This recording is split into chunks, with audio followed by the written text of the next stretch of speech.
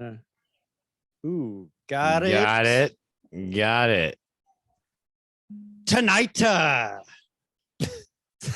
the crew of Covered in Film reviews 2019's I'm as Real as a Donut. Once Upon a Time in Hollywood. I'm looking forward to that a second time. Gotta Wasn't admit. sure if you'd remember. I'm Yep. Russell Craigie. I'll be your host for the second time. They don't know that. Yeah, I I'll be your know. host this episode and last. Hey, episode. subscribe to the Patreon. You know, you guys can get the back inside story about what happened with the first version of this episode. Yep. With me, I have the journeyman movie reviewers Ben Hansen and Joseph Morgan. Oh, so we've been promoted to journeyman. Yeah, I forgot to say that last time, No, but it I was think in we've my done notes. enough. We've done like and enough subscribe. amateur. We're good. Like and subscribe. Please do. Ring the bell.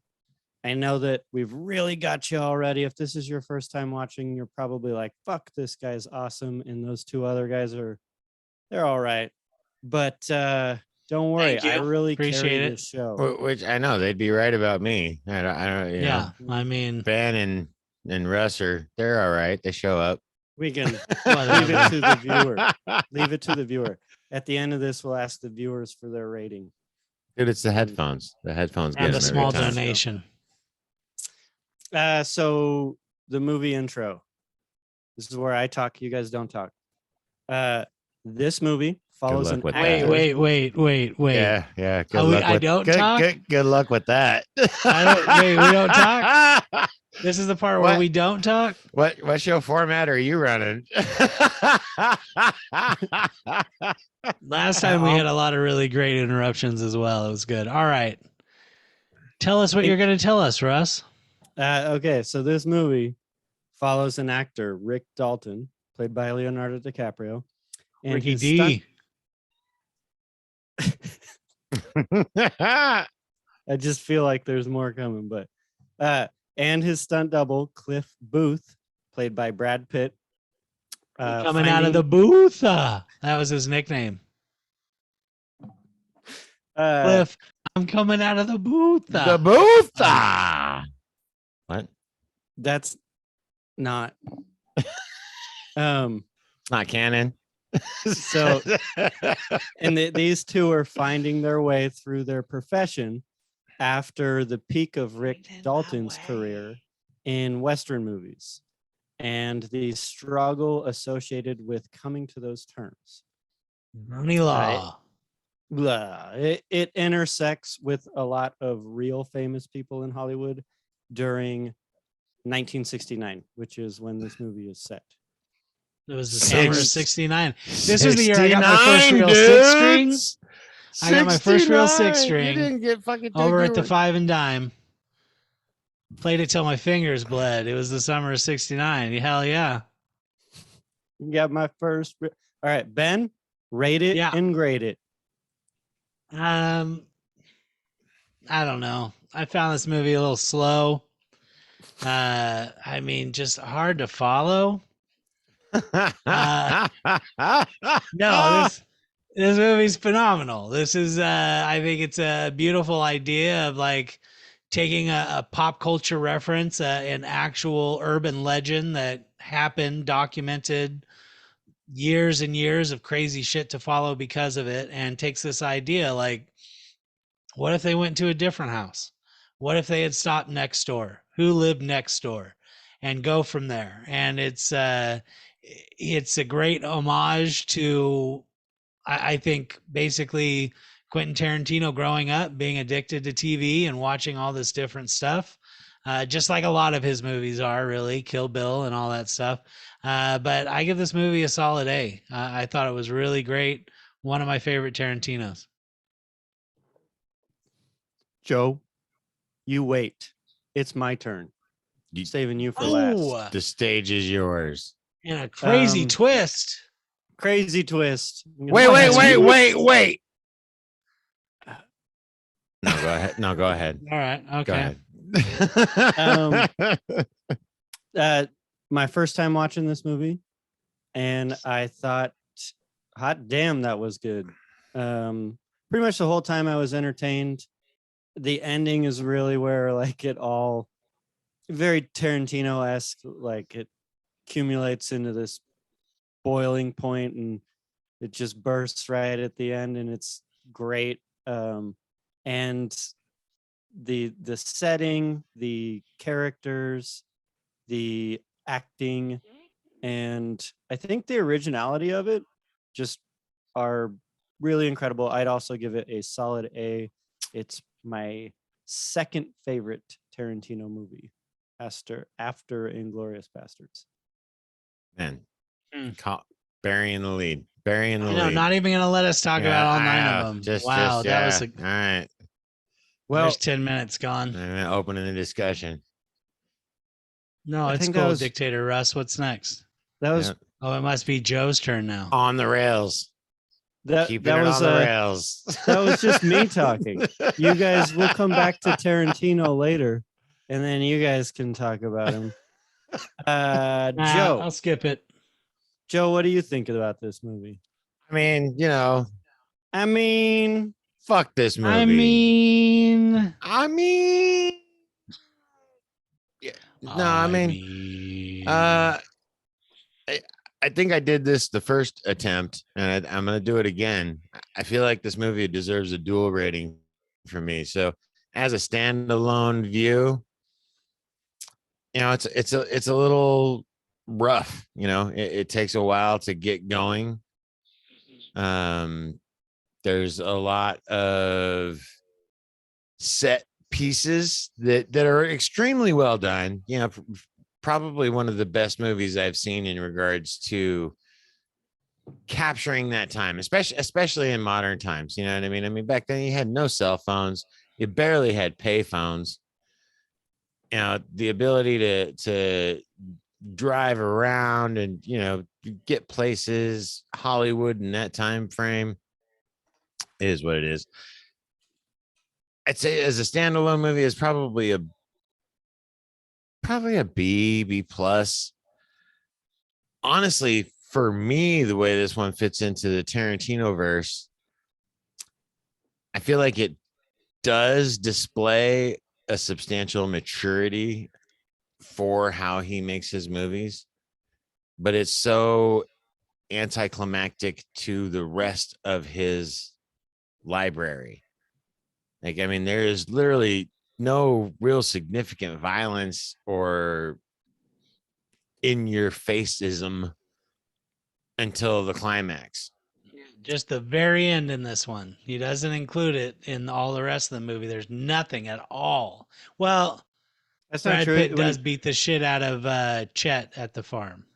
Yeah, but even that was, I mean, it was just all right. So he's a badass and he just fucking rocked this fucking long-haired hippie's fucking world because he thought he could push around the old fucking cowboy dude in the Cadillac.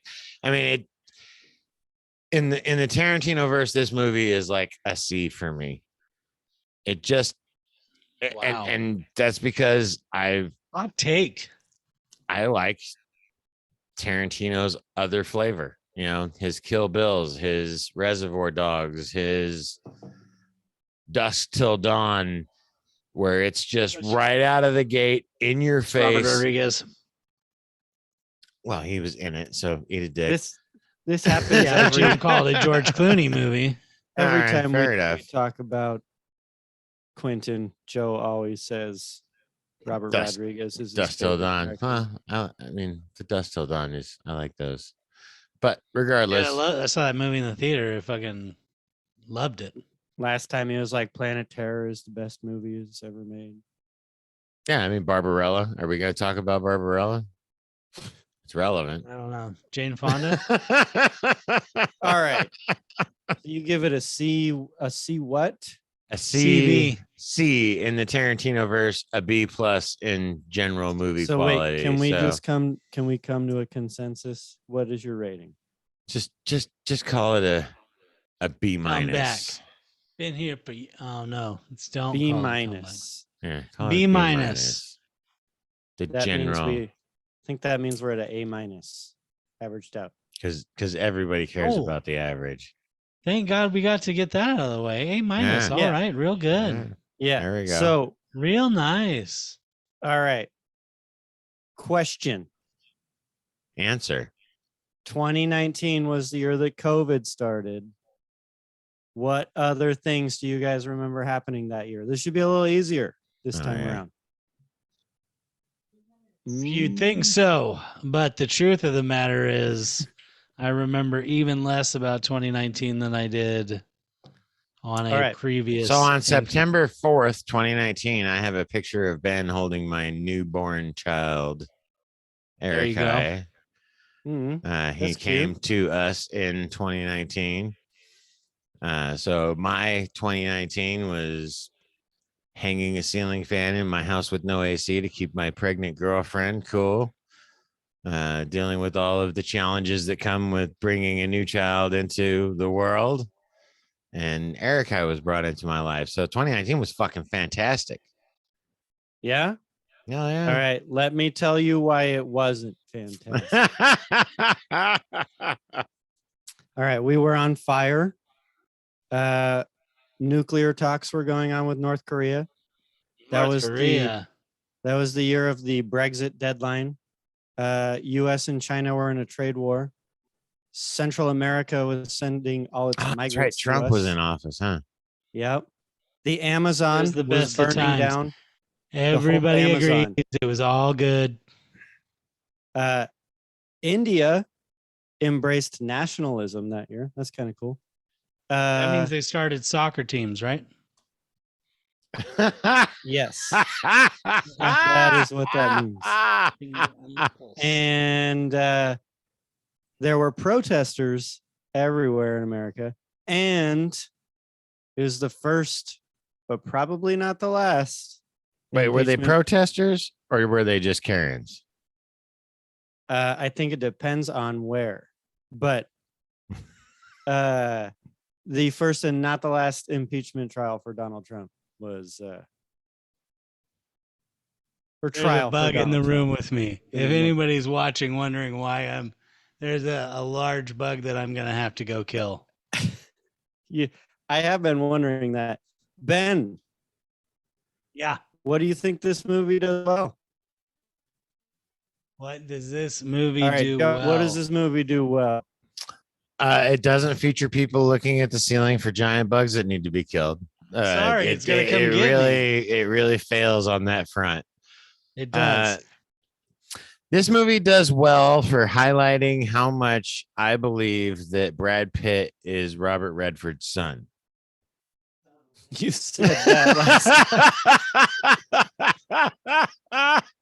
He really does look like it in this movie. They are the fucking spitting image of each other. I mean, I've thought about it since I saw them do God, it wasn't Spy Games, but there was another movie they did together. No, it might have been Spy Games. I can Google it, but they were great in Spy Games. No, I think it was Spy Games. Was one of the first movies that they did together. They also did The River Runs Through It and Abby Singer. River Runs Through It. Now that's a great movie. Why have we not done that movie? That's a great movie. That's actually a great movie. That is a nice but I think folder. The other thing that it does well is it really, I think, and obviously I wasn't alive then, so this is purely speculation, but I feel like it captures I don't know, the vibe, the energy, the just all of what was going on at that time frame with hippies and Hollywood and kind of capturing the underlying storyline of what was happening with the whole things that built up to the Manson murders. I mean, this is a hot take reshoot of what could have been for the Manson murders. But I think it kind of captures that whole just vibe really well. It's one of the things I noted as I watched it was just the all of the scenes of the driving around and all the alone time and the lack of digital interaction, the disconnection, how much time you had to be yourself, how much time you had to look at those giant bugs on your ceiling and contemplate how you were going to just slaughter them. You With know, a little mini vacuum is how I did it. without anybody else's judgment, right? Right. You know, Right. it's Yeah. like, I mean, That's the difference between then and now. That's the difference. So Ben, I have a question for you.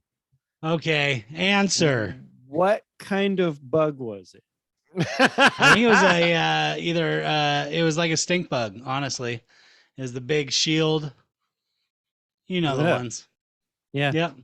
All Glad right, I got it Ben. out of here. What does this movie do poorly?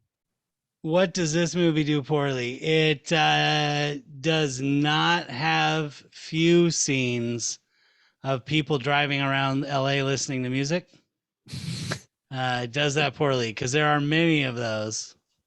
I think if you did a supercut, you probably have 15 minutes. Although I got to admit, I love them coming around the drive, like Brad Pitt squealing out. And then when Polanski and Sharon Tate come down, they've got a cool British car. Anyway, I did enjoy the juxtaposition of the first time that he gets back to the place and drops off his boss and then hops in his Porsche Mhm. and he's driving his Porsche like he's a stunt man. Like Yes. I enjoyed that part. Like I felt like I was like, oh, all right, I can see it. I feel it. I Yeah. feel it. Yeah, off when he the takes clock. Let's that corner, go. he takes that corner and then he proceeds to just pass every car over the double yellow. That was great. Mhm. Yep. All right. No Quentin cameo. I know he's in the cut scenes, but there's no Quentin cameo in here. Which is a break. This is the only Tarantino film that's got no Tarantino in it, right? Well, he's in the credits. Right. Oh, yeah, that's right. We talked about this last time. He's That's in a right. fake commercial Yeah. in the credits. Red Apple cigarettes. Red Apple cigarettes. Speaking of Speaking Quentin of the Tarantino, crazy shit that they did, dude, the Hullabaloo sequence when he's on the Hullabaloo singing the Behind the Green Door song. Like this movie's really close to 3 hours. Make it just a little closer to 2.5 and lose that. Although it is kind of cringy, and I guess it helps you realize what you're looking at. I don't know. Anyway, all right, wait. Right before we get into the wad, you guys want to talk a little bit about the Manson's plot, or should we just save that for actors? Anyone got something they want to get out now? I mean, so What it is. it had been a while since actually I don't think I had ever actually seen this movie all the way through until this time. I had watched it, and to be honest with you, the pacing just wasn't for me the first time I tried to watch it. I watched it all the way through because we had to do the show. And the payoff is definitely in the last 10 minutes. And for me, I actually thought the whole time watching it, I was like, all right, we're going to get the outside perspective on the Manson murders. And when it was presented as an alternate timeline, it was like, oh, that's pretty cool. Like, it was an ideological representation of somebody fucking up and knocking on the wrong door. And how much that could have changed everyone's lives, everyone's histories. The horrible tragedy that was turns into a bunch of hippies that got fucked up by a friggin' stunt man that can fight way better than he should have been able to. And the turning point in reality, the place where he intersects and he's like, instead of them being able to find a place to stash their car and then making their way up on foot, they sit outside of the house for a minute and Dalton comes out and tells them to move that piece of shit out of his property. Like that's where if they would have just gone and parked, it would have been the house with the gate. But because he comes out and they're like, that's Rick fucking Dalton, that's Bounty Law, let's go to this house. I think it's a cool little, just a quick little moment that he's like, it's just these small changes that really alter the flow of time. The butterfly effect. Yep. It would have been wrong place, right time. that how you'd? Whatever. I'd say It's it's in the I'd right say, place at the right time. I'd say wrong He had a place, pitcher wrong of time. They got frozen fucked up, margaritas. dude. He got his dick chomped off by a pit bull. Dude, the scream that she has for like a straight 5 minutes as just Oh, different painful things are happening to her. probably At first the you find best. it annoying and then you find it funny. Did you guys ever see that comic where Garfield gets a tomato thrown at his face and he says like, aha, that's funny, and then Split. another tomato hits him in the face and he's like, okay, kind of funny. Another tomato hits him in the face, he's like, all right, it's not funny anymore. And then another, and it keeps happening, and you go through these, he goes through these phases where he's like, okay, it's funny again, but please stop. And I feel like her scream was that, where like after the first 20 seconds you go like, what the hell is going on? It starts to lose its appeal, but then after a whole minute of it you're just like, I can dig it. I don't know. I felt like that was the soundtrack for the scene, and I felt like it really set the scene for the overall just absolute, almost unacknowledged horror that was happening in that moment. And to cap it off with him coming out with the fucking flamethrower and torching that bitch in the pool. I mean, dude, It's like, oh, you know what I Like- got in my shed? like I just know, like from a physics perspective, the scream would have stopped as soon as he hit her with the fucking full on fucking flamethrower, because there's no oxygen left for her to inhale and scream. Right? Like I mean, that part was hilarious. The policeman or the ambulance guy, whoever he's talking to after the fact, is like, he instantly realizes where he's got the flamethrower from. He's like, oh, it's the movie you were in, right? That's why you have a flamethrower at your house. I loved that movie. I thought that was such a cool little inclusion there. All right. Quentin Tintin, directed in Tintin by. All right. Quentin Tarantino. We've covered him before. I don't think we need to talk about him or his body of work or anything, but I did steal the thunder a little bit ago. My favorite Tarantino movie is Inglourious Bastards. I have a least favorite. What is your guys' favorite? Wait, what's your least favorite? Reservoir Dogs. You fucking bastard. I What a hate you. cunt. I know, right? I swear to God. Well, What did you okay, just say? Jog That- on, you fucking wanker. I guess Oh that's my not true God. because I don't even like include it in his body of work, but 4 Rooms or whatever it was absolute dog shit. Hey, click the button. We covered it on this show. But I would put Reservoir Dogs in, like, you know, the stuff you think about when you think of Tarantino. It's the one I want to watch the least. Wow. Ben, what is your favorite? Where does this movie rank in his ensemble? And then what's your least favorite? Well, I really like this movie. I've got to say, if I were to put all his movies together, which it's like Jaws, Seven, Heat. Oh no, that's never mind. As much as Pulp Fiction holds its own place, I really love the storytelling in Inglourious Bastards. It's got some really smart stuff, and I got to agree with you. I find that I can throw that movie on at just about any time. It's so funny. In fact, in this movie, they do a reference to Antonio Margaretti, which one of the guys uses as fake. Now with some life, Antonio Margaretti. Anyway, yeah. So, and then what's my least favorite? I would accept Death Proof. That movie kind of blows. You know, honestly, so I saw that movie in the theater on the double feature when it released. It was awesome. Same.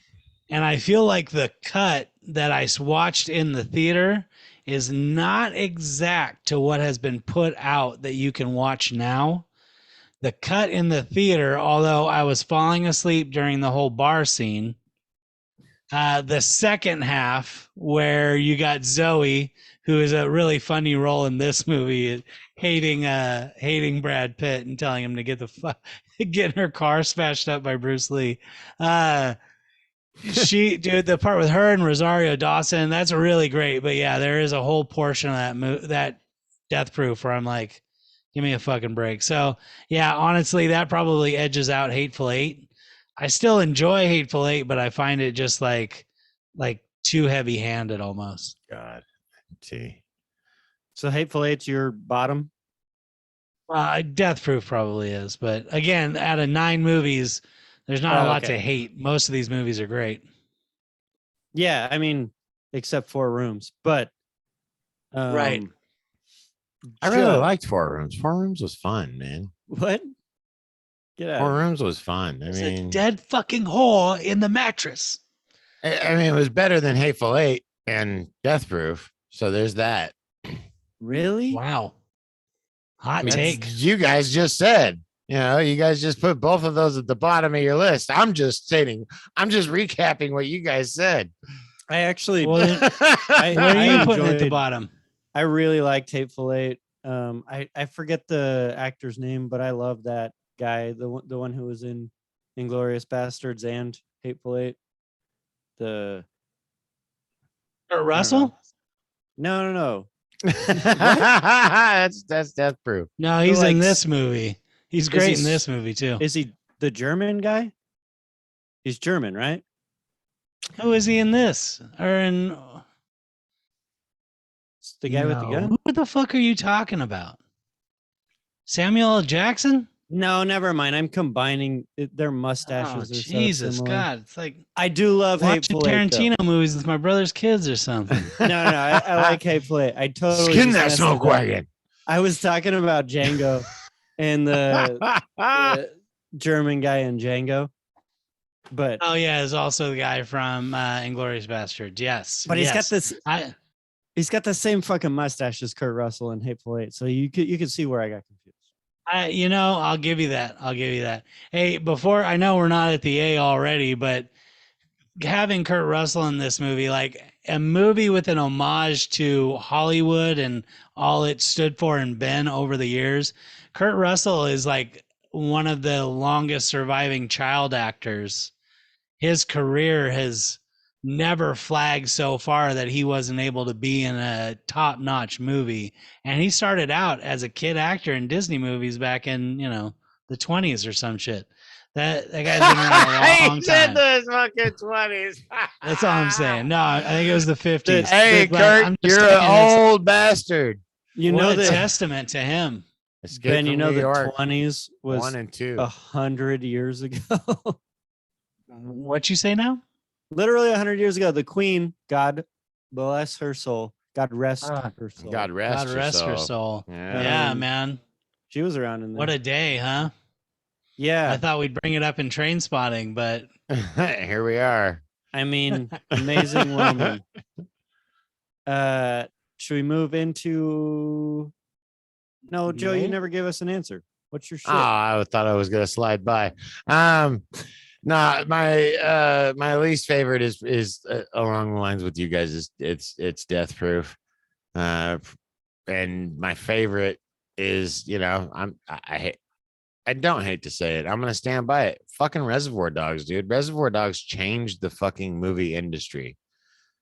It changed how movies were written. It changed how people shot things. It changed cinematography. It changed so many things. That movie was groundbreaking. And I think for that alone, and the fact that it was his debut piece, that's my favorite Tarantino movie. It's always going to be. I've saw that movie so many fucking times. I think you can still go see it to this day on the big screen in Berkeley. Somebody fact check me. I got Madonna's Big Dick coming out my right ear. And Toby the Jab, I don't know what coming out of my left. I mean, Mr. Pink in that fucking movie, dude. I mean, I can't even. Yeah, dude. Steve Buscemi, like, if he wasn't already a star. Yeah, Steve Buscemi from that. Anyway, yeah. Dude, the storytelling, the dog scene. I mean, I could go on, but for me, like that movie is it, and not because it stands up to the test of time with his further releases. I agree with you guys. Like he's matured over the years. He's had a couple stutter steps. You guys don't like Four Rooms. I like that. I feel like that's a growth moment for him moving into a more narrative driven thing, because that was another movie where there wasn't a lot of out of the gate violence. He was trying to build. And you got the whole shot at the end. You got the whole, yeah. I mean, right? That like, love it. God, I love that, dude. That's my favorite part of that whole movie is just done over, walking out the door, counting the cash. Yeah, the cut scene with that little. I mean, that's the whole reason you watch the movie is for that scene. That movie actually mirrors this movie a lot. I think, just this movie's more linear because he stays with the same characters. He tells the same story. He builds the story overall. Versus in Four Rooms, he relies on a more montage type script. Okay. Russ, do you want to move it along here? Fuck you guys. Joe's gone on one. Joe, you're crazy. Reservoir Dogs, by the way, even though it's probably my least favorite, I'd still maybe even give it like a B-. Like to just talk about how good this Joe's right. It changed movies. Literally, he did it twice in a row. I mean, I like everything. Yeah, Reservoir Dogs and Pulp Fiction. I mean, what about like we've covered True Romance in this? He wrote that. He wrote Natural Born Killers, and then Oliver Stone. There's another one. Yeah, I mean, I haven't watched that movie in a long fucking time, but when it was out, I watched that movie 20 times. Yeah, he definitely grabbed on to a place where society was at the moment. I think the youth was like, I'm tired of fucking watching 90s movies. Give me something out of the box. Kind of like Very Bad Things. Dude, Natural Born Killers, as somebody who used to watch Cheers to then see Natural Born fucking Killers, it was like, what? I got season tickets on Woody Harrelson. Like after that, I'll watch everything Woody Harrelson's in. Right? Oh, yeah. I'm sold. He's pretty great. We just watched that movie like I want to say a week ago. Which one? I think we said 3 Killers. Oh yeah. I never. It's free on something right now. Yeah. I saw it so many times. Anyway, but I love the scene where they play Sweet Jane by the Cowboy Junkies, and the whole world's coming into an end. Mal, yeah, I haven't seen that movie in so long. I don't need to though. I got that movie memorized still. Anyway, and away we go. Before we move on from Quentin and Tarantino by director and written, what did you just say? Was that like an actual sentence? Was there? Russ talks and memes. Written and Tarantino'd by Quentin. All right, never mind. He worked on this screenplay for 5 years. Do you guys remember which screenplay took him the longest? I don't. I know we covered this once. I don't know. Ben knows. I believe he took 82 years to write Kill Bill. It was. I'm glad you guys were drinking more for the last one. Inglourious Bastards took 10 years. Interesting. Reservoir Dogs took the least amount of time. Like 8 months, wasn't it? 3 weeks. 3 weeks. 3 weeks. Just fucking pumped it out. It was just like, I'm going to write a movie. I'm going to write the best fucking movie you've ever seen. And he just, I don't know. Dude, the movie was fucking amazing, dude. I fucking love that fucking movie. Just, I mean, it just changed movies forever. Think of the persona Michael Madsen walked away from that movie with. Like, dude, fucking, oh my God. Anyway. Dude, so many of them that were in that movie. Chris Penn. It took them a while to get out of that typecast because it was so powerfully delivered. You know, the cream colored the Dalton's car in this, that car actually belongs to Michael Madsen in real life. Oh, That's that's his car. fucking. He See, also used it in Reservoir Dogs, and I think it was in another movie too. I think that's the thing that really puts Tarantino above the rest. Is he's like a really good dungeon master. Like he Yeah, bringing brings back his NPCs. all of the NPCs and the Yep, backstories and all that shit, yep, that like it all ties in that's right. somewhere. Oh my God. And Do you if think you're, he's got the attention span to write a D&D game? That'd be amazing. dude, Quentin, Dragonlance has come out, Quentin. You let's can Quentin, dude, like there's Contact Wizards of the Coast, fucking open conversations. Like, let's get some sanctioned content out there.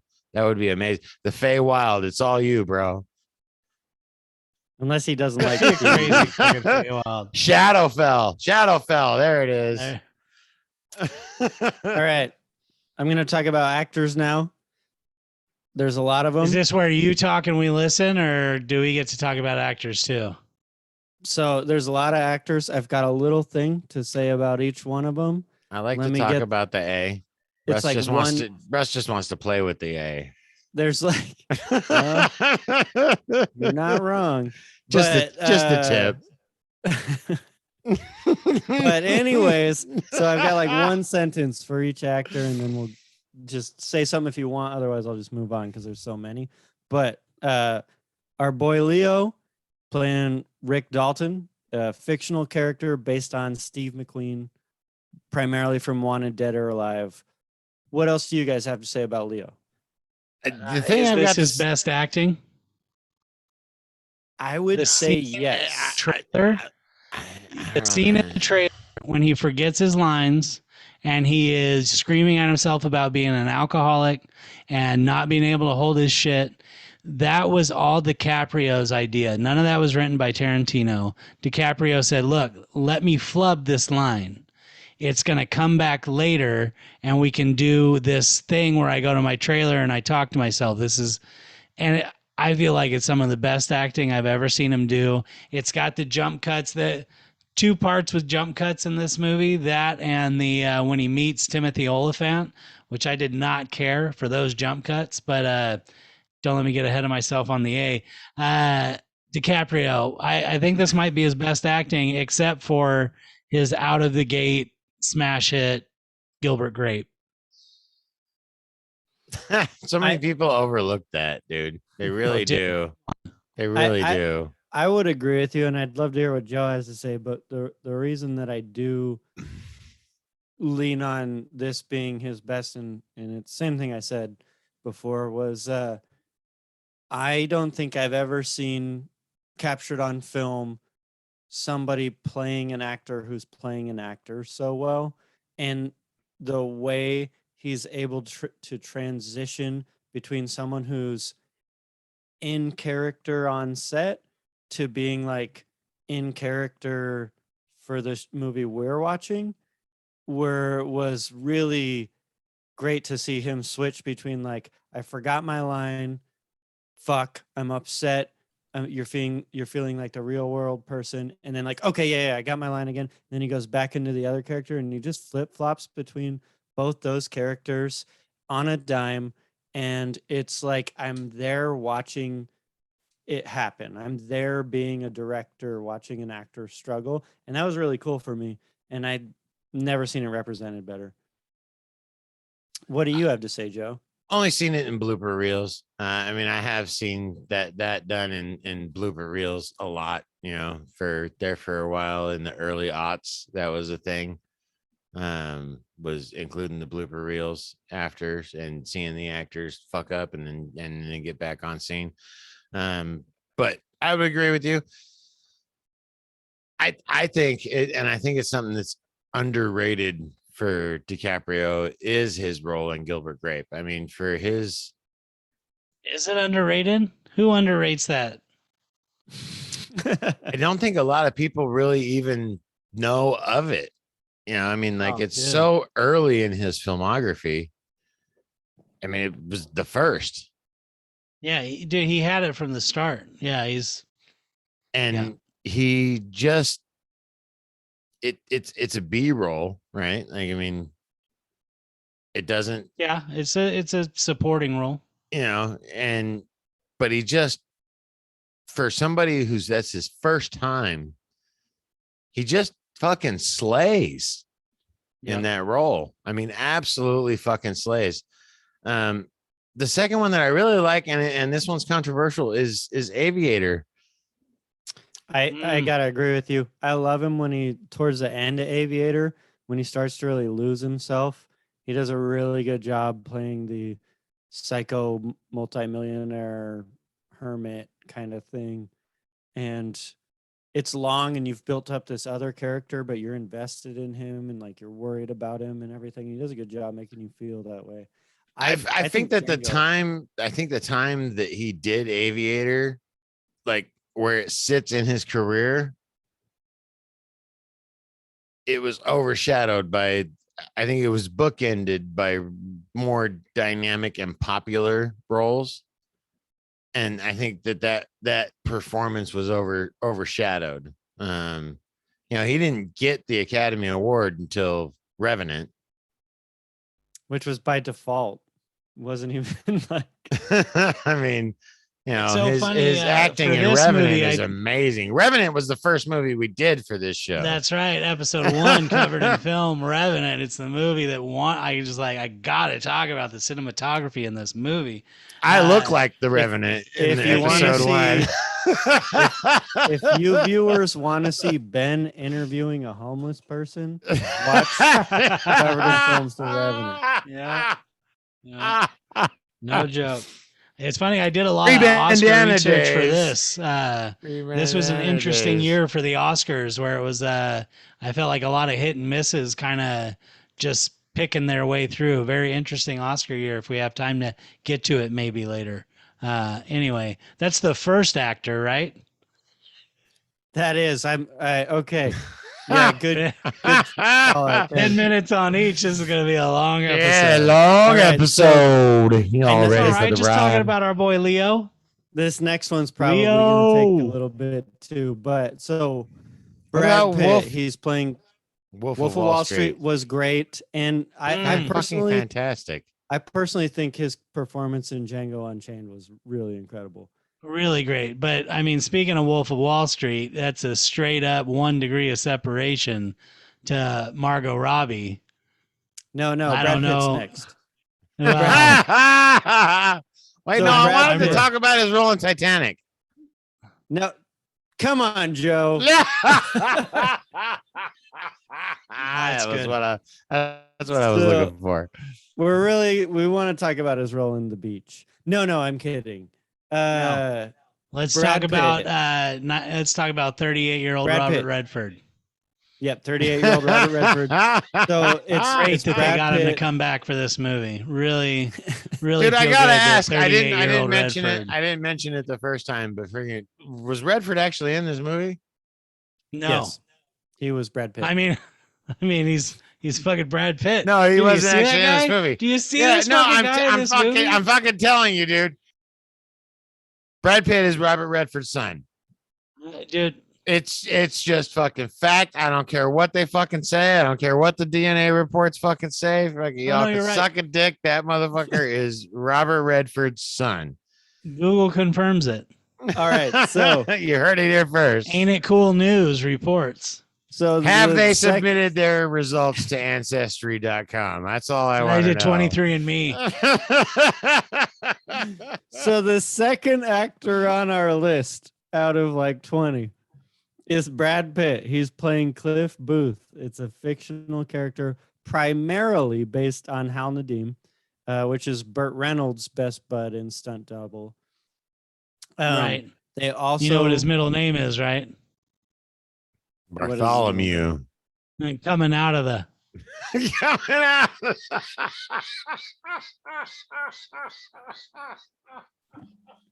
Ben's literally crying at his own joke. That's fantastic. They also took some creativity from Gary Kent, but also this scene where he fights Bruce Lee Mm. is inspired by a guy named Gene LaBelle. Have you guys ever heard of Gene LaBelle? Nope. I Inform feel us. like I have. But go ahead and tell me You more. probably have. If I talk about him a little bit, you'll probably be like, "Oh yeah, I have heard of this guy." That guy. He was nicknamed the Godfather of Grappling. He was an American martial artist. He held black belts in multiple martial arts, but he was a stunt performer. He was an actor and a professional wrestler as well. And there was a actual time in Hollywood where Gene LaBelle and Bruce Lee did a scene together, and it was early on in Bruce Lee's kind of life. Hollywood career. Yeah, and he had been a martial artist for a while at this time, but stylistically, it was like the Bruce Lee that you see, the one where he's punching a lot. And Gene LaBelle got him in a headlock, and he couldn't get out of it. And he was yelling, and someone yelled like, "Hey, let him go!" And so he just picked him up and then ran around with him. And he's like, "I don't know what to do." And Bruce Lee was actually pretty upset. But when the whole thing was done, Don't say. when the whole thing was done, he realized, I don't have any grappling in my martial arts, and I don't know how to counter that. And he actually studied under Gene LaBelle for a year afterwards to learn wrestling and grappling to kind of perfect and really round Nice. out his martial arts career. To make him into the fucking goat. And so that scene is roughly based on that fight. The family of Bruce Lee was not happy about that scene, though. No, they were And- not. Neither was Kareem Abdul-Jabbar.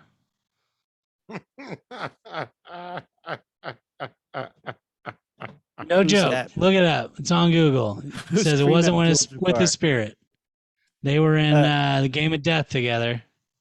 Oh, there was also a guy, he's a British actor, martial arts actor named Jay Chung.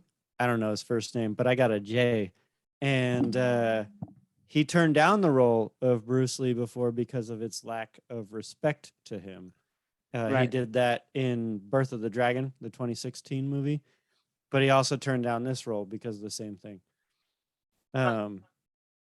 Let me ask you guys something. Bruce Lee was dope, right? Yes. Yeah. Certifiably. Right. I mean, and almost unimpeachable. But is it beyond believing that somebody else could kick Bruce Lee's ass? Well, in your guys' No, I think opinion, Russ one of my just questions, actually. highlighted it with the story. It's one of my questions for later, but we can ask now. Muhammad Ali or Bruce Lee, who would win? Oh, Bruce Lee. Ali would really try and figure out how to counter it, though. But I think Bruce I mean, Lee would just be too if quick. they had multiple encounters, probably Ali. Ali played the mind game. Right. I don't know though. Bruce Lee did too. That's a rough call. I think he'd have the reach. He'd grab him and just. I mean, that's some Forrest Bonner shit right there.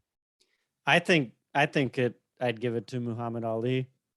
Bruce Lee in like his humble person, not portrayed in this movie, but he said that Muhammad Ali would kick his ass. And I think he was trying to be humble in that moment. But I do personally think Muhammad Ali would win.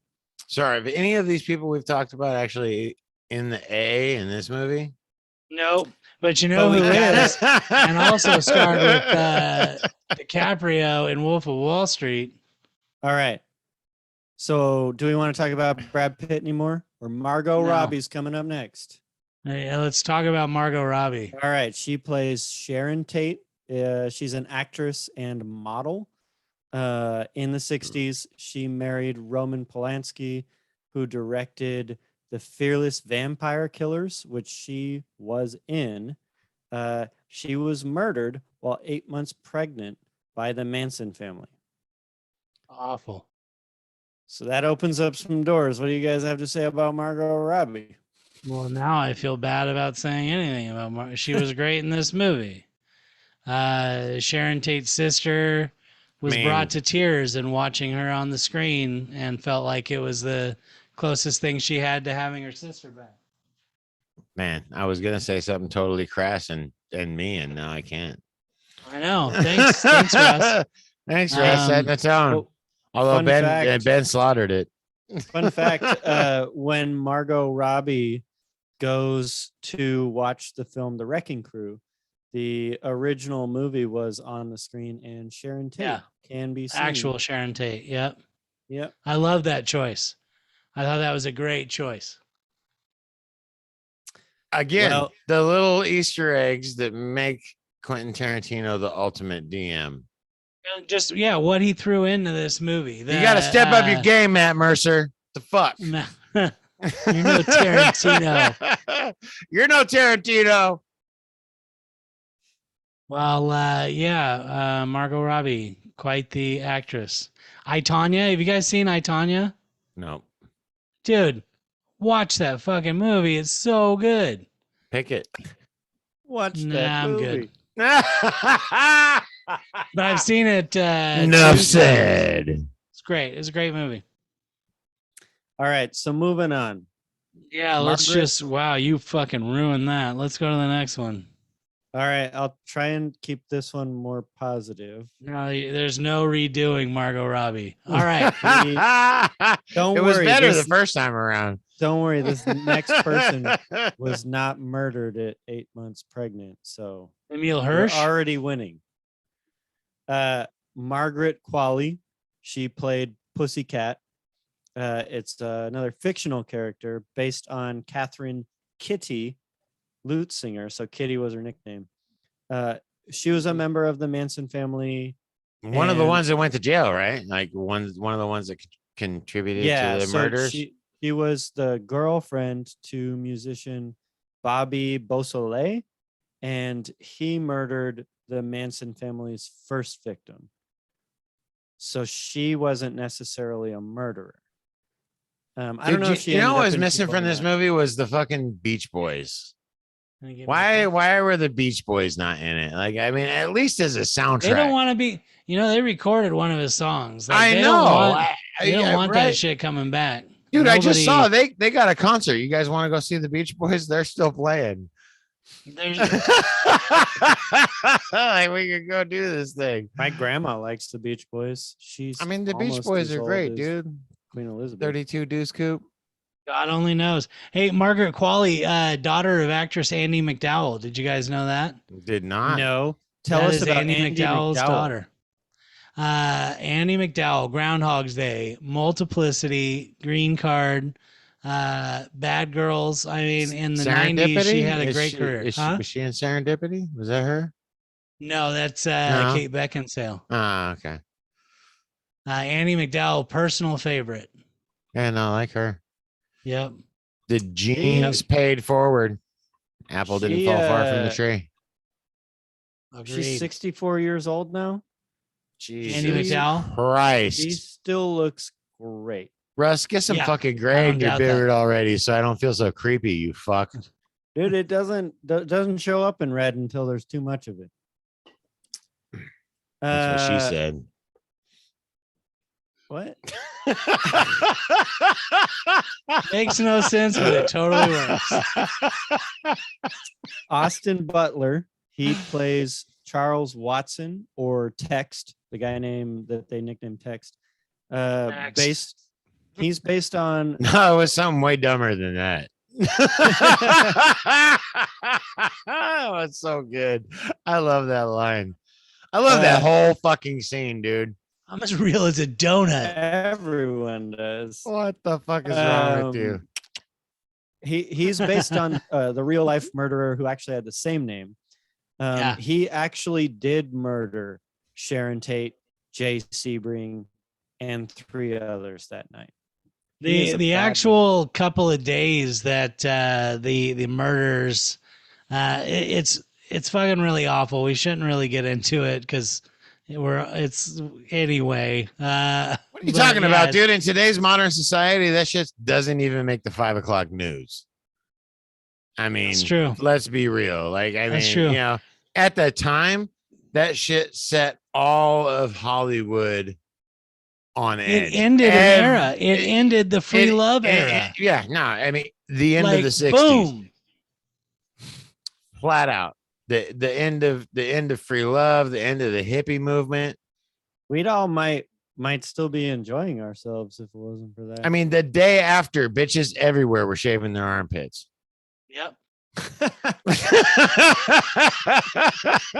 I can't be seen as one of these people. All right. So what about Emile Hirsch? Next one down. Emile Hirsch is 4 away. Next one down is Jesus Dakota Christ. Fanning. Dakota Fanning. Dakota Fanning. Squeaky Frome. Yeah. Actual member of the Manson family. Squeaky Frome. Yep. So yeah, she played Squeaky, a real person named Lynette Frome, who was a devoted follower to Charles Manson. She was sentenced to life in prison for attempting to assassinate President Gerald Ford, and she was paroled. That's fucking crazy. I know, isn't it? She was paroled in fucking 2009. crazy. So she's been out since 2009. She's still alive. She published a book about her life if you want to read it. She published it in 2018. She's 73 years old, and she is actually happily married. I don't doubt it. She had a thing for older dudes in the movie. I mean, there's probably anyway. If I had to vote for overacting in this movie, I mean there's a few. What's her name? I really didn't find her great in this. Unfortunately, the main chick who's showing her around. I should be able to remember her name. Girls from I HBO. didn't find her great. Girls from HBO, but I felt like Dakota Fanning was a little overacting-ish in her few scenes. That was Margaret Qualley, right? Pussycat? No, I'm talking about the I should be able to remember her name because she had a show called Girls on HBO. She's kind of an interesting person. I don't think I put her on two guys. I don't think I put her on my list. So yeah, probably not. So let's move on. How about Bruce Dern, since we're in the same region? Dude, we are so deep in the A, I have lost sight of the light. Like, is there? That was supposed to be Burt Reynolds. Is there? Burt Reynolds was supposed to play the owner of Spawn Ranch. Is there a D somewhere in this A? We already did it. We did the D. We did the D and the W. Wait, the A comes before the D. Stepping back, and we're doing the stretch. All right, we're working it out. All right. We call it when it's Burt Reynolds is a bastard for not taking that role because that just would have been perfect. He died, fool. He died. Another character. Fuck you, Burt Reynolds. Why did you die? He gave this. What did he do? He had this great idea that Tarantino used that I feel like changed the whole movie, but I forget what it was. Maybe I wrote it down. Go ahead. Talk amongst yourselves. Timothy Olyphant. He was in this movie. He played James Stacy, who is best known for his starring role as Johnny Lancer in the TV show Lancer. Anyone want to linger on Timothy Olyphant? Nope. Deadwood. This is, I mean, you cannot, he's also, seems like a kind of a smug prick. They show him right off in that motorcycle, the period correct motorcycle he drives off on. The actor he's playing actually got into an accident with his, at that time, girlfriend. She passed. He lost both limbs on his left side. Wow. Being struck by a car while on that bike. Another little Easter egg Tarantino threw in. Johnny Lancer lost both. All right. Dude, Tarantino's unapproachable for that kind of shit. Like nobody does it like he does. They really he's like don't. The movie version of Sarah Lee. Sarah Lee. But that's nobody doesn't like, right? Hold on, I gotta think. Is it nobody does it like or nobody doesn't like? Nobody does it like. But so Luke you can Perry. read, and it actually says nobody doesn't like Sarah Lee on the packaging. Is Ben opening a bottle of wine? Yeah, I was gonna say, just open it. Why are you looking at it? Hey, keep it down. right.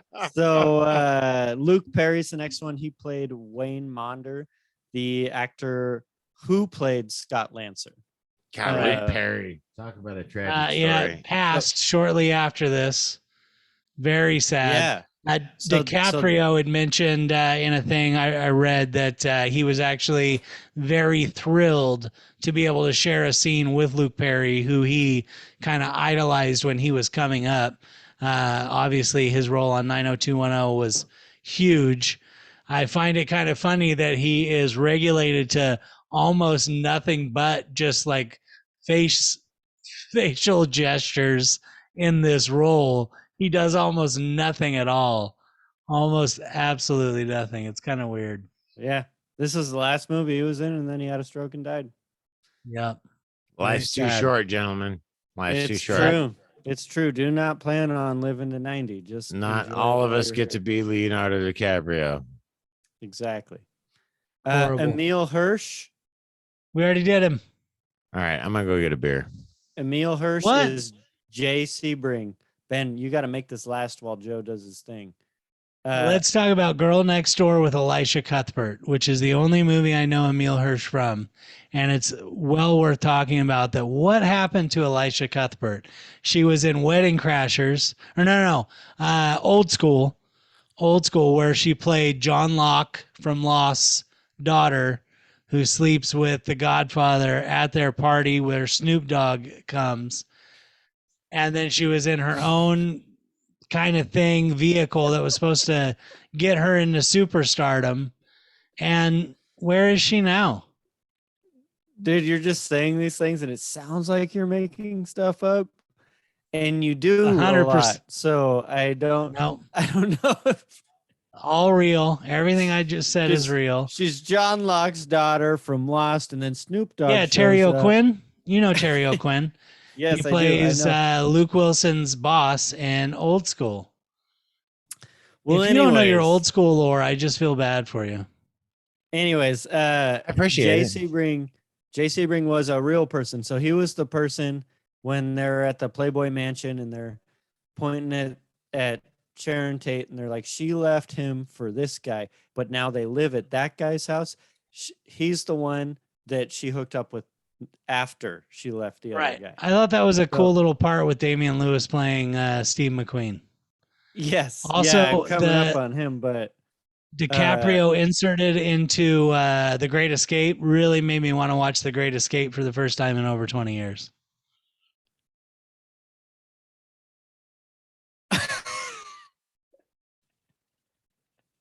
I didn't think that would grind it to a halt. I thought about saying something, but I realized we let some time go by, and I was like, what if we just didn't say anything?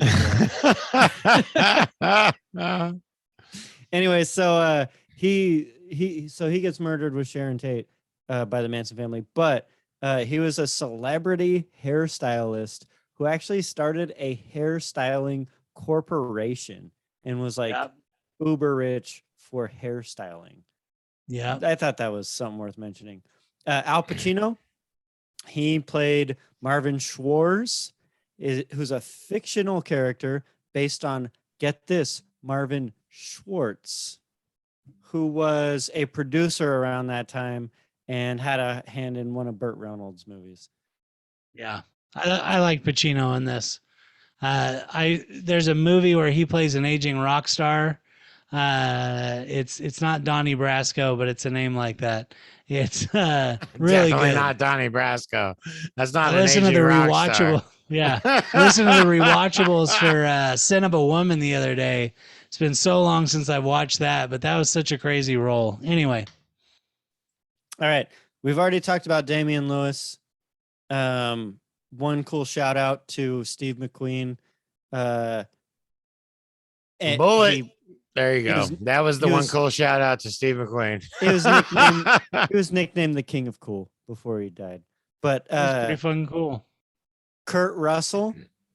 Yeah. So fictional character in the movie. He plays the stunt coordinator for Green Hornet.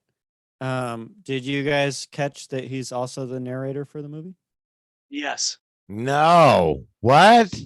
You didn't realize that's him narrating? No, yeah. Fucking, are you kidding me? Can anybody not recognize Kurt Russell's voice? Do you have a pulse? Have you watched any movies in the last 30 years? Hey, I figured I'd try. Mike Moe, he plays Bruce Lee, and he really hasn't done anything good with his career when I looked him up. But I figured he was so great at playing just some asshole version of Bruce Lee that we gotta just at least like, good job, man. Way to go. Good job, Mike. Way to go. Top notch, buddy. Go for the Mo.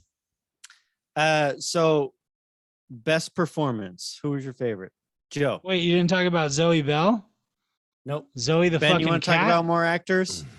No, let's move on. Yeah, Best no, performance is I'm done. DiCaprio by far. Joe? Man, I really liked Pitt, but nah, I'd have to go to DiCaprio in this film. To Pitt. I mean, without DiCaprio, this film falls apart. If we can talk just real absolutely quick. dissolves. Now that we've pulled out of the A and it's contracting again, the whole Cliff Booth wife killer. It's prolapsed. Like, I mean, we tore it up. I hate that. Come on. Come on, Joe. It's the worst. Why'd The you ruin a worst. good thing? The whole I didn't side stay in there story, that long. the whole stuntman wife killer who got away with it. Just what an interesting little tidbit to throw in there.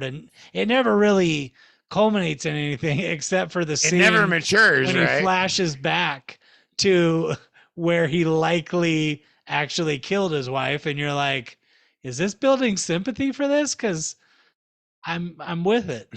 Like, dude, So awful.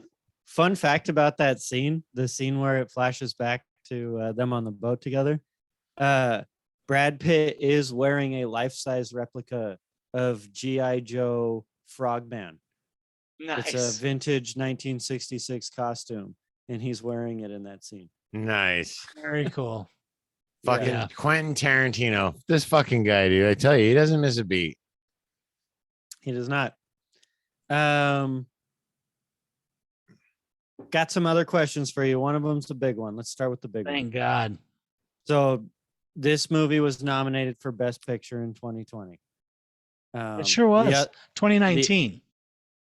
No. In 2020, they were nominating the 2019 movies. So, yeah, there you go. The other movies that were nominated were 1917, Little Women, Ford versus Ferrari, Jojo Rabbit, Joker, The Irishman, Marriage Story, and then Parasite, which won. I tried to watch actually as many as possible before we did this show, but have you guys seen a lot of those? And would I you want to pick a say I different have one? not seen two. I've only seen a third of The Irishman because we did some pre-work on this. There are only two of those movies I have not seen. So you've seen a lot, Ben. Ben, would you pick a different movie other than Parasite, or do you think that movie deserved Best Picture? I think Parasite was good. I think 1917 was better. Jojo Rabbit I saw in the theater. I thought it just needed like another year of polishing, and it could have been something very, very smooth, but was done really, really well. Ford versus Ferrari is a beautiful movie to watch, but was it better than those? No. Honestly, if I got to choose which of those movies I think is the best, it's this one. I would have given it to Once Upon a Time in Hollywood. Joe? I would have gone 1917. I think 1917 was a just a view we hadn't seen. Mm-hmm. You know, I mean, so many of those movies have been done, but to really actually put the viewer in the role and uncut, like, I mean, we did 1917, you know, on this show. So the fact Boop. that Yeah, we it did. was almost at no point were you as a viewer removed from the action with a cutscene. I mean, obviously they had editing and whatnot that went into it, but at no point did you get to disconnect from that tension. It was groundbreaking for movies moving forward. Just a fun thing to support exactly what you're saying. In the Oscars, this movie for best visual effects, Avengers Endgame was nominated. Oh my god, 1917 won that category fucking A, for right? best visual effects. Fucking A, right? Yes, Yeah, so it- that it tells definitely- you. Fucking A, right, dude. I mean, Yeah, Dude, it I was have fucking never flawless. yeah, I've never agreed. seen people in the ground in such a disturbing, realistic manner. Oh, dude, the funnel I mean, scene. Hey, we've talked about it. We've we've done talked Saving about it. Private Ryan. We've done a number of movies, but in my mind, none of those that you read off on the list. And there's 3, 4 of them I haven't seen. I haven't seen Jojo Rabbit. There's a couple other you mentioned. Oh, really? It's pretty good. So- You guys have brought it up a couple times. I'd be willing to go watch it, but honestly, like 1917 kicks this movie's ass, So, in my opinion. very So good much friend more of mine. story. Very good friend of mine. His name is Steve. Steve, if you're watching, click that like button. Maybe Shout subscribe. out, Yeah, Steve. Steve, leave a comment. Say Tell I your am friends Steve about in the us. Yeah, comments. I am the So- Steve. So I was Steve. having a beer with him, and I read off the list of the movies, and I said, I'm gonna pick one of these as our pick. Which one should I do? And he said, Once Upon a Time in Hollywood, and he had seen other ones. I went through the list. So I haven't seen Ford versus Ferrari, which I hear is It's a great fucking movie. It's not on yeah. par with this one. I mean, it's Yeah, No, so but it's it's a hell of a fun it's movie. a great and fucking you know who's in movie. it? Matt Damon. So he would say that this movie. So to back up Ben, he would say that this movie is the best movie, and so you get that, Ben. I want to give Thanks, Steve. a special little shout out to Jojo Rabbit. I think out of all of them, it was the most entertaining. It was the most fun I had, and it wasn't all fun and games or anything, but like I really loved watching that movie. It was great in its own way, in a way I'd never seen before.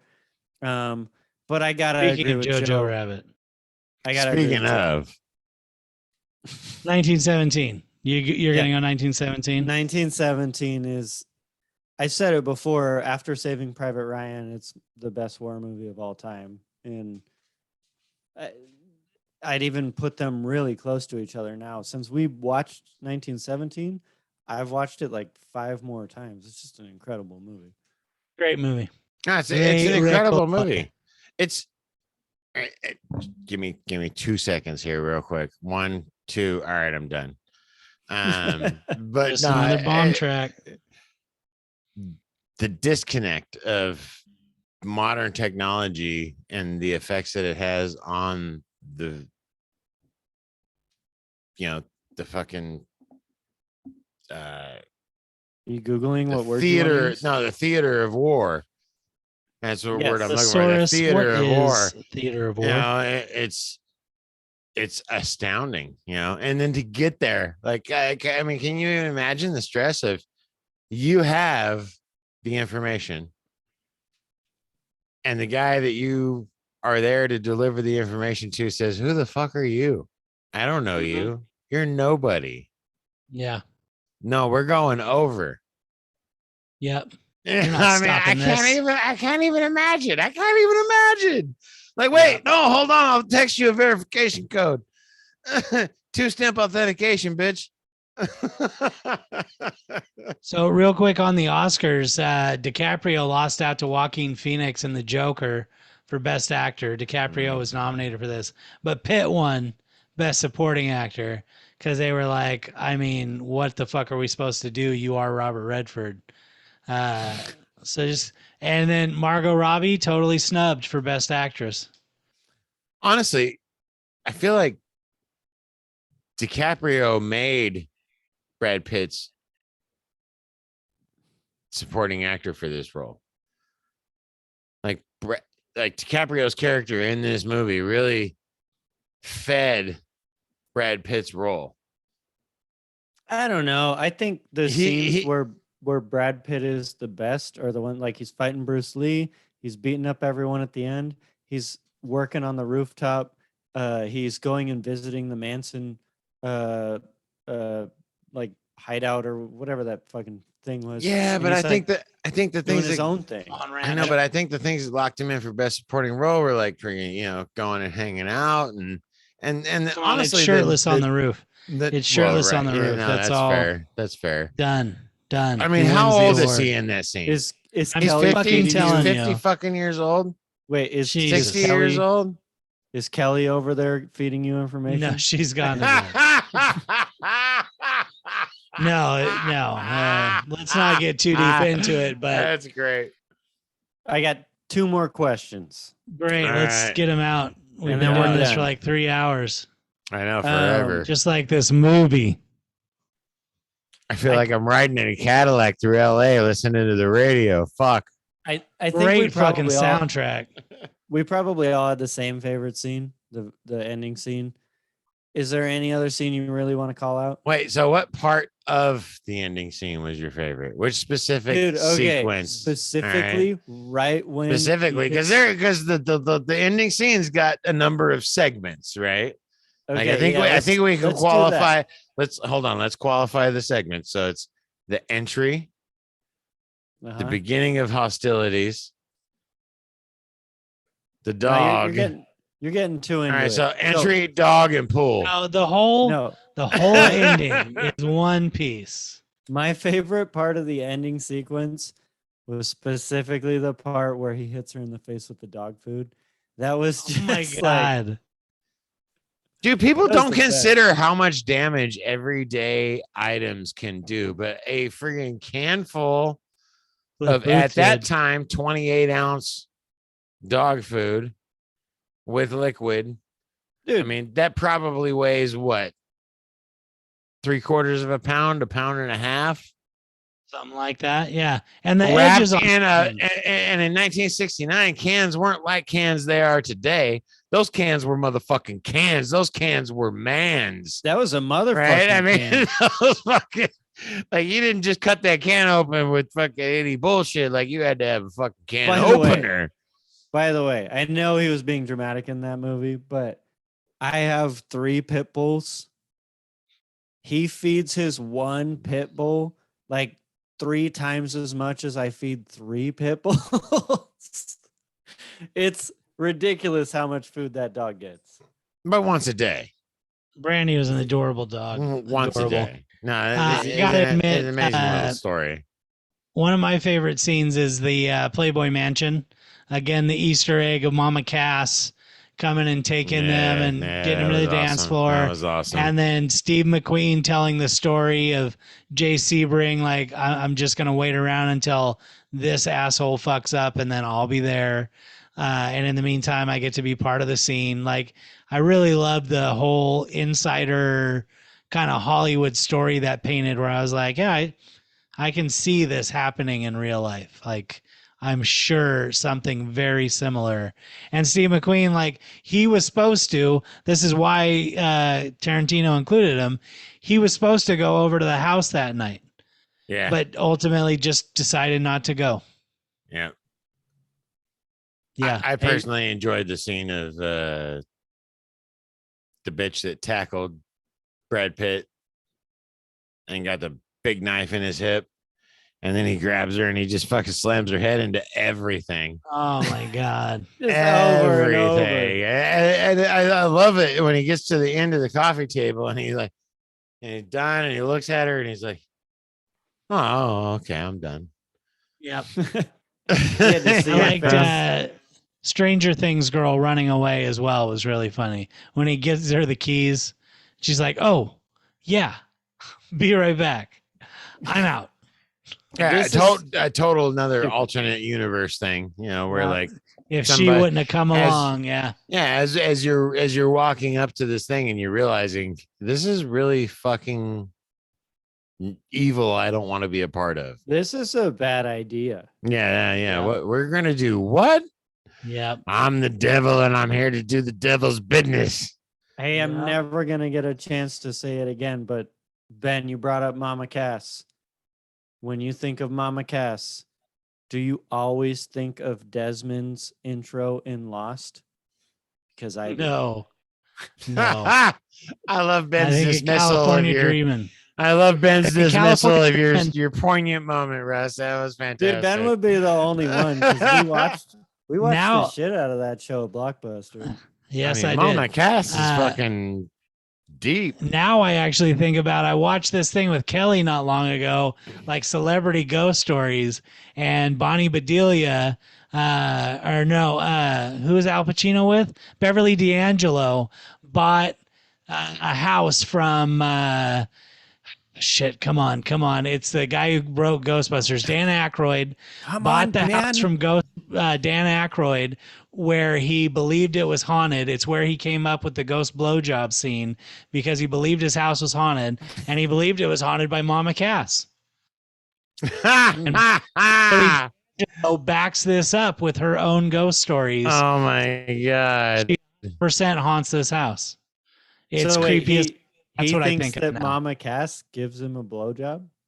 No, he used to talk about that they would feel almost like somebody would hug them in this big loving hug. It was always a very positive experience, but also haunty. Have you guys seen the newest Ghostbusters? The newest one. No. Yes, with the kids. Yeah, Yeah, yeah, I really liked it. yeah, Great reboot. yeah. Totally fucking fine. It was good. Yeah. No, it was awesome. Yeah. All right, well, let's just move on to the end here. Would anyone like to change their original rating? I don't want to. I like my A. This movie gets a D, right up to A.